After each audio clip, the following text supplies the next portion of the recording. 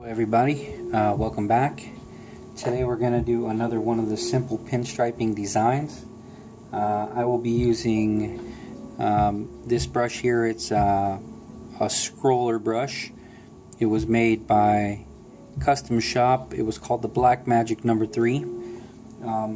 It is discontinued, but it's very similar to a Kafka No. 1. So if you're looking for something to use that's similar to this, the Kafka No. 1 is very similar. We will be using one-shot paint and Kansas City teal. If you're new to the page, please subscribe. If you are a returning subscriber, thanks again for watching. Alright, so let's get started. So, this is a little bit more complicated than the other designs that I've done, but I think you'll be able to follow along. Alright, so first off, we're going to do a C-curve going outward and extending past kind of where the C would end.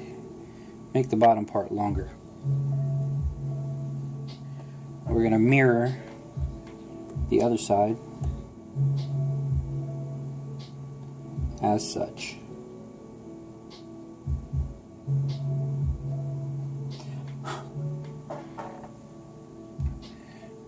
Now keep in mind, I'm using this particular brush because I dig it, like it's what I like to use, but you can use whatever brush you want to use.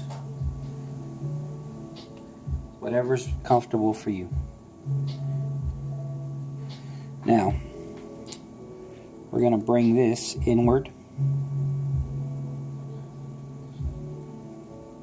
and stop kind of right above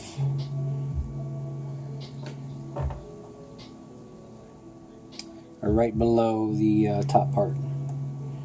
Same thing here.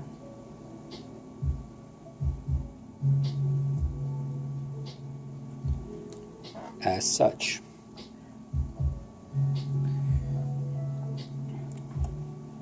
Now a small line going upward, kind of curved.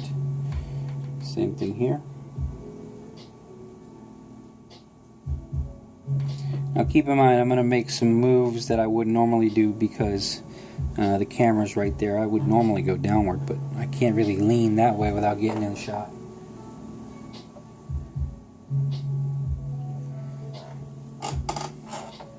Now this is kind of just a generalized version of this design, so if you want to make it a little cleaner, extend things your way, however you want to do it, totally up to you. Alright. So now what we're going to do is go down and do a little crossover like that. Same thing over here.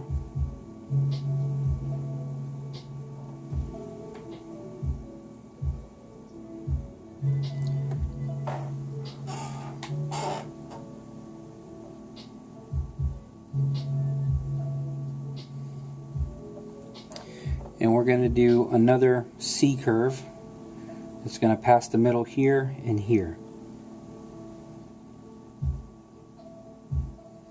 Keep in mind where it passes the middle, because you're going to want to do that on the other side. So, pass the middle there, go down, pass the middle here, stop. Also understanding where you stop. I'm trying to stop kind of parallel with that, but it did go past. Alright, same thing on this side. Keeping in mind how far out you went and where the connections meet. Right.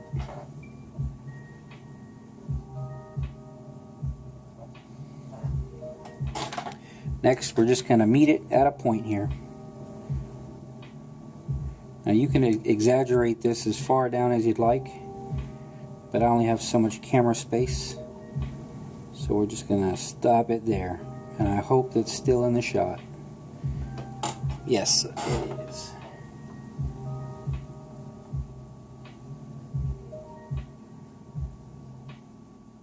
And now, right now I'm paleting my brush. And I'm going to try to get a good palette because we're going to do kind of a difficult move here. Now, I'm going to do an arch that goes from here all the way across. Now, one way that you can do it is you can do half of it and then the other half. The other way is to do it like I'm about to do and do the whole thing all at once. To me, this is where using a scroll brush is a little bit easier to make these moves because I don't have to spin the brush in my fingers. I'm just going to do an arch and go back down. You always want to try to clean up your little meeting points.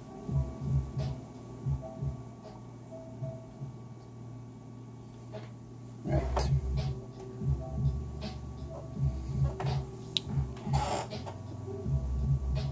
If you hear my chair squeaking, that's because I'm over here trying to see if it's showing up on the camera correctly. Alright, now what we're going to do is we're going to do a small arch that goes from here to here, similar to this one.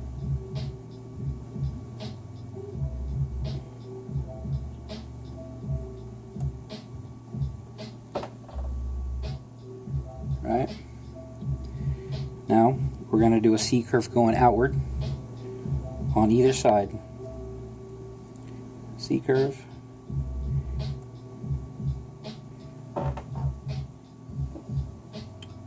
And another C-curve here. Keeping in mind how far in you went and how far out you went. And that's where the grid comes in handy. Because I use the center of the blocks to kind of measure, and I use the corners here too.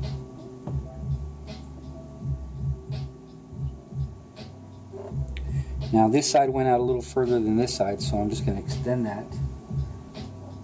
Now that I'm looking at it, extend that out some, such. Now we're going to do one last arch to connect both of these.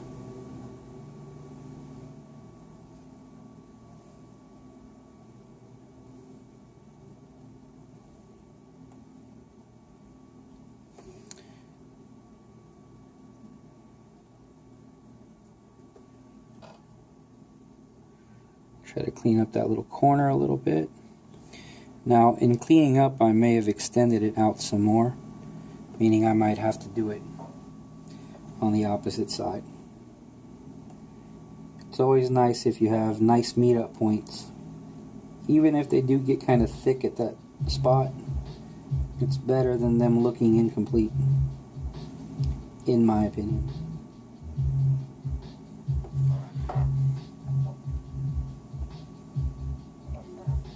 Right, now I'm going to take a popsicle and squeegee out some of this paint to leave a little puddle.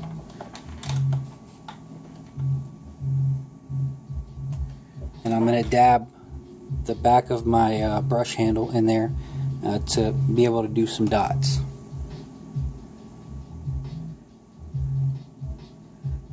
Right, so that's got paint on it now. And we'll just do some dots going upwards. And every time that you push down, it'll leave a little bit less paint. So it kind of gives you that feeling. And that's it, folks. So hopefully that helps you. Let me know if you have any questions. Hopefully the angle wasn't too harsh. It's always kind of a pain trying to film this stuff, because generally I like to hover over my work. It's easier to get good traction and whatnot.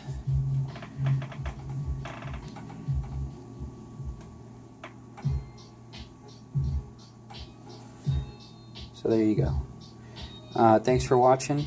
Please subscribe if you have not. Please share. Please like. Please comment. All of that stuff helps me to be able to do more videos and gain a few more followers. And I appreciate you, and have a good day.